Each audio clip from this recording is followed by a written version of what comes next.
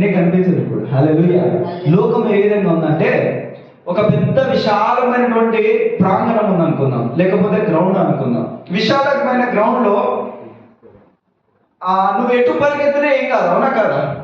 విశాలమైనటువంటి ప్రదేశంలో నువ్వు ఎటు పరిగెత్తినా ఏం కాదు, ఏ దెబ్బ తాకదు, ఏ బొందలు పడవు, ఏ రాయి నిన్ను గుద్దుకోదు. ఎందుకంటే నీ అడుగులు సరిగ్గా పడతా ఉంటే అడ్డం ఏమి ఉండదు కాబట్టి విశాలంగా వెళ్ళిపోవచ్చు. అదే గ్రౌండ్ లో నీ కళ్ళకు ఏదైనా అడ్డం అంటే గంతలు లేకపోతే కర్చీపు ఏదో ఒక దస్తి కట్టి పరిగెత్తమంటే పరిగెత్తుతావా? పరిగెత్తవచ్చు. ఎందుకంటే ఏ అడ్డం లేదు కదా. ఎట్లా పరిగెత్తినా ఏం తాకదు, ఎంతైనా తిరగవచ్చు. హల్లెలూయా. అయితే అదే గ్రౌండ్ చుట్టూ ఒక అగాధం లేకపోతే ఒక పెద్ద కాలువ లేకపోతే ఒక పెద్ద గొయ్యి ఉందనుకోండి, నువ్వు ఆ కళ్ళకు గంతలు కట్టినప్పుడు ఆ ఏరియాలో ఎంత పరిగెత్తినా నీకు ఏ ప్రాబ్లం రాదు. నువ్వు ఎంతైనా పరిగెత్తు, ఏ ప్రాబ్లము రాదు. ఎందుకంటే గ్రౌండ్ చదునుగా ఉంది కాబట్టి. ఈ లోకంలో మనము మనకున్నటువంటి ఆ సంపదను బట్టి మనకున్నటువంటి దాన్ని బట్టి ఏం చేస్తామంటే నాకే ప్రాబ్లం లేదు కదా, నాకే కష్టం లేదు కదా, నాకే నష్టం లేదు కదా, నాకే కొదువ లేదు కదా, నేను సంతోషంగా సుఖంగా బతకొచ్చు కదా అని ఎంతో మంది అనుకుంటా ఉన్నారు. అదే బైబిల్లో కూడా దేవుడు మాట్లాడినాడు. ఒక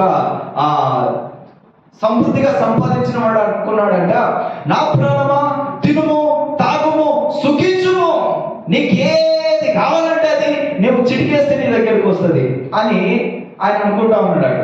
కానీ ఇంకొక ధనవంతుడు యేసుక్రీస్తు దగ్గరకు వచ్చి అంటున్నాడట, అయ్యా నా దాసుల్లో నా కుమారుడు కాదు, నా కుటుంబం కాదు, నా కింద పనిచేసే వాళ్ళు ఒకడు అనారోగ్యంతో ఉన్నాడయ్యా అని. ఎవరు వచ్చి మాట్లాడుతూ ఉన్నాడు? అధికారి వచ్చి మాట్లాడుతూ ఉన్నాడు. నేను ఒకరిని రమ్మంటే వస్తాడు, నేను ఒకరిని పొమ్మంటే పోతాడు, అయినప్పటికీ ఇదిగో నేనే వచ్చాను నా దాసుని కోసం నేనే వచ్చాను, అతని బాగు కోరి నేను వచ్చానని అధికారి మాట్లాడుతున్నాడు. చూడండి, ఇద్దరి మాటల్లో వ్యత్యాసం ఎంతగా ఉంది. అయితే ఈ లోకంలో అటువంటి ధనవంతుడు అనుకుంటున్నాడంట, కళ్ళకు గంటలు కట్టబడి ఉన్నాయి, అయితే ఫుల్గా ధనం ఉంది. ధనం అంటే ఏంది? ఆ గ్రౌండ్ మొత్తం చదునుగా ఉంది. ఈ లోకంలో జీవిత ప్రయాణం మొత్తం చదునుగా ఉంది. ఎంత పరిగెత్తినా ఏది అడ్డం తాకదు, ఎంతైనా పరిగెత్తవచ్చు, ఎంత డాన్స్ చేయొచ్చు, ఎంతైనా ఎగరవచ్చు, ఎంతైనా ఏమన్నా చేయొచ్చు. హల్లెలూయా.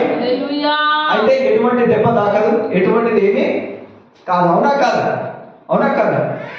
అయితే దేవుడు నిన్ను ఆ గ్రౌండ్ లో పరిగెత్తినంతసేపే నీకు అవకాశం ఇస్తున్నాడు. ఆ కళ్ళకున్న గంతలు తీసుకో.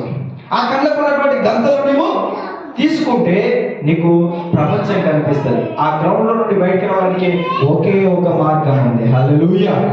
దాంట్లో నుంచి బయటికి రావడానికి ఒకే ఒక మార్గం ఉంది.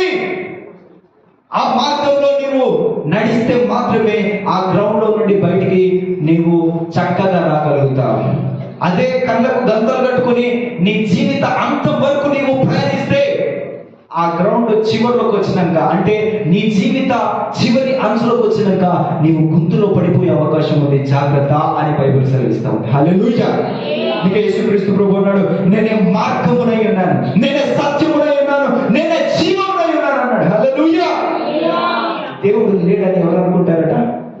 బుద్ధిహీనులు అనుకుంటారు. హల్లెలూయా. కానీ బుద్ధి కలిగిన వారే ఇదిగో ఈయన రక్షకుడు, ఈయన మార్గమై ఉన్నాడు అని అనుకుంటారు. హల్లెలూయా.